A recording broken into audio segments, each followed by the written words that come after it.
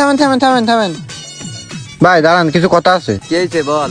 ভাই ওই যে আপনি থাইকে যে আলামিনের গাড়ি কান নিয়ে দিলেন, আলামিনের তো কোনো খোঁজ খবর নেই, ফোন টোন সব তো বন্ধ। ওর বাড়ি গেছি, যাই দেখি যে ঘরে তালা মারা। এলাকার লোকজনের কাছে শুনেছি, এখন শুনে দেখি যে ও গাড়ি বিক্রি করে বিদেশ চলে গেছে। এখন আমি টাকা কার কাছ থেকে নেবো? এখন আমি কি করব কও?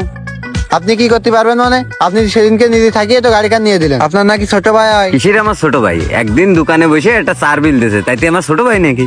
ভাই আমি অত কিছু বুঝি না, আমার টাকা লাগবে, টাকা দেন। কিসের টাকা দেবো তোরে আমি?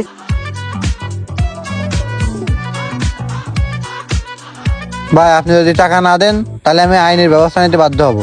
আচ্ছা আচ্ছা তুই থাম, অত ঝামেলার দরকার নেই। তুই কয়শো টাকা পাবি ওর কাছে? দেখ মিয়া, কয়শো টাকা মানে কম যে কয় লাখ টাকা পাবো আমি?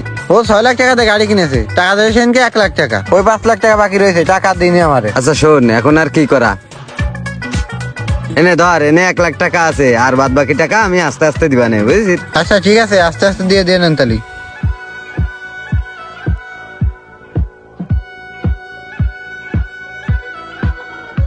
ও সময় অবস্থা পেয়ে গেল, দেই কাজটা এখানেই সেরে নি।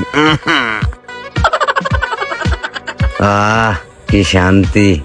কি রে রুবেল ভাই না? রুবেল ভাই, রুবেল ভাই, ও রুবেল ভাই। কিরা শালার কয়টা টাকার জন্য এজন্য মুতিও শান্তি নেই রে, বা আট পারে পাল্লায় ফিরে জীবনটা অতিষ্ঠ হইল। ভাই আমার টাকা যা। কিরে তোর জন্য তো মুতেও শান্তি নেই, এই ঝামেলায় মরে গেলাম। এই নে ধর, নিয়ে যা, আর সামনের মাসে দিবা নে, যা। আচ্ছা ভাই ঠিক আছে, তাহলে মনে করে দিয়েন। এইলো সেই বাটপারের কাহিনী, বুঝেছো? সেই জ্বালায় এখনো ভুগ দিছি, বুঝতে পেরেছো? ভাই আমার টাকা যা। ও ভাই আইসো, দেখছো কতি কতি চলে আইসো।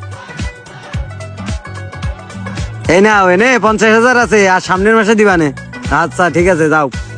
এই দেখো যন্ত্রণা, এখনো ভুগ দিছি।